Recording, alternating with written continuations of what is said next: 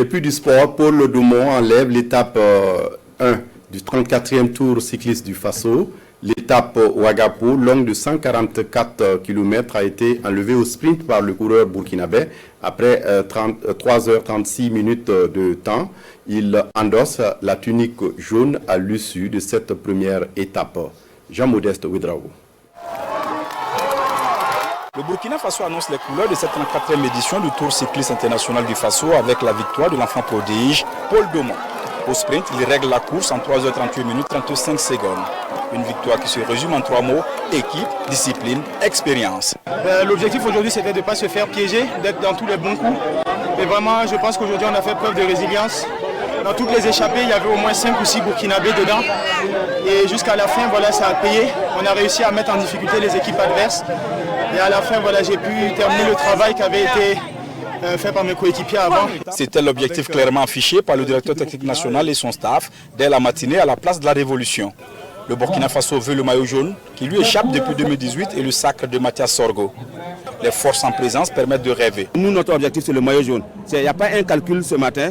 Et il faut aller, bien sûr, nous connaissons aussi l'environnement qui se trouve, les coureurs qui se trouvent ici, qui sont en forme au niveau du classement CAC. Les 71 coureurs sont lâchés pour une distance de 144 km. Et c'est parti pour l'édition 2023, celle de la résilience. À la sortie de Ouaga, route de Pau, le Burkina Faso secoue le peloton et donne le temps de cette première étape. Une tentative d'échapper est vite étouffée à Koubré. Les Ivoiriens, par l'intermédiaire de Abou Sanogo, animent la course.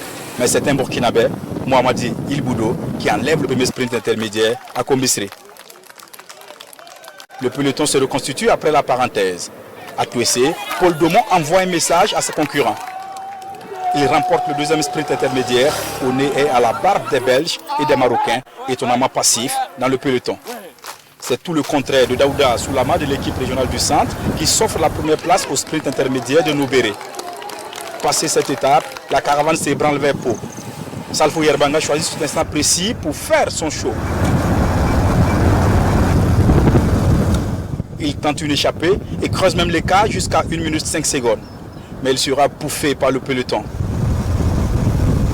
Paul Dumont et 4 coureurs décident de prendre leur destin en main.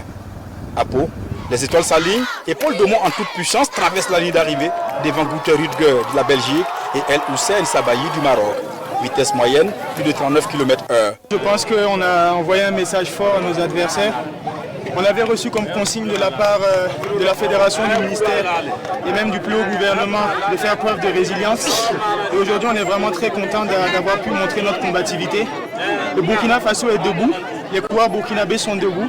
Et cette victoire aussi, c'est pour le peuple burkinabé. Pau célèbre son champion, Paul Dumont. Les étalons, eux, ont honoré le Burkina Faso avec cette victoire d'étape. Mais ce n'est que le début. Le marathon ne fait que commencer. Avec cette victoire, le Burkina Faso a désormais une cible dans le dos.